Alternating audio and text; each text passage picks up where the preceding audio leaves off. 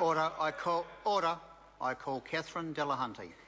Thank you, Mr Speaker. Tēnā koutou. The Social Security Amendment Bill is the unlovely love child of the Welfare Working Party and the National Act government.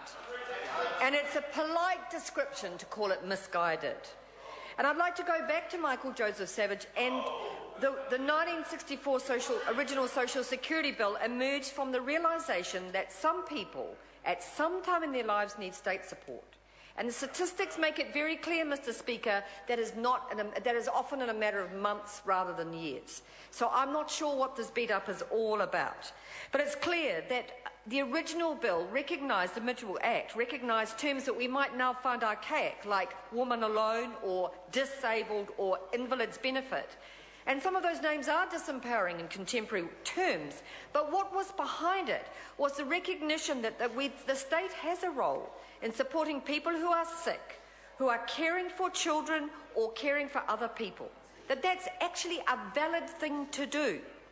And in the case of a woman alone, it was a recognition that is now denied by this bill, that in fact women who care for others end up on less income when they are older.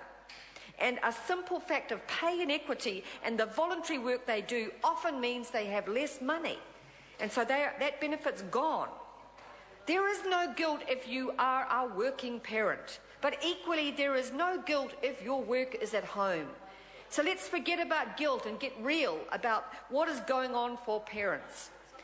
What is being proposed, and what was proposed in the original Act sounds like common sense, decency and human dignity. And it's especially true in a recession, Mr Speaker, when our society has become one of the most unequal in the OECD. Now, the government says, and I've heard it a lot this afternoon, they want to help people on benefits I think the word was liberation, which was kind of ironic, by giving tax cuts to the top 10% and then sanctioning the poorest people. I find that term of liberation rather fascinating. It's a little bit like the George Orwellian quote, the bigger the lie, the louder you make it, the bigger the lie. However, I'd like to go back to the work of my own colleagues who've done a great job on this bill. I'd like to go back to the work of Holly Walker and her SOP on the need for child impact assessment. What Holly was talking about was the need to recognise that this entire bill impacts on children, and if a thorough assessment had been done on that impact, it would be a very different bill. If it was a child-centred bill, if it was going to recognise that existing poverty should never be exacerbated for our children, and so the government's decision to veto our amendment, to give Wins the discretion not to apply a sanction if it was detrimental to child well-being, is effectively an admission of how harmful this bill will be to children. It is shocking that the government is already banking on the savings of hundreds of millions of dollars by imposing sanctions. And it shows you what the attitude of WIN staff will be when deciding whether to sanction or not. They've already banked the kids' lunch money. It's also really, really disappointing, Mr Speaker, to see that they would not support Jan Logi's amendment. A drop in the bucket of 5 to 15 million would have made a huge difference. The mother's education, as we know by the evidence, is the best predictor of the child's outcome. So if you want children to thrive, you support their mothers to get an education. And you also make sure they have access to their parents as well, rather than making sure that their parents are out being work tested or walking the streets looking for jobs. They need their parents to be around. And here's the opportunity of the government to talk about an investment approach. However, it's failed. Mr Speaker, every recession there is a tiresome and damaging beat-up, and it's always beneficiaries.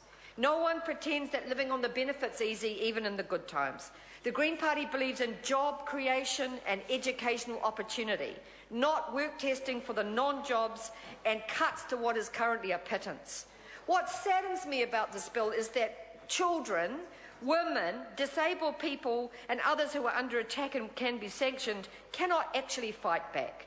They cannot get up and say, we are decent people who would love the dignity of work when it's workable, not the stigma and sanction that the powerful will now take their opportunity to impose upon us.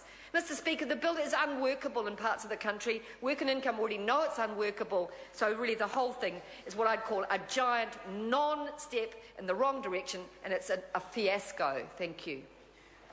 Called Alfred Naro. Mr Speaker, I'm proud to take the final call on this bill. The Social Security Youth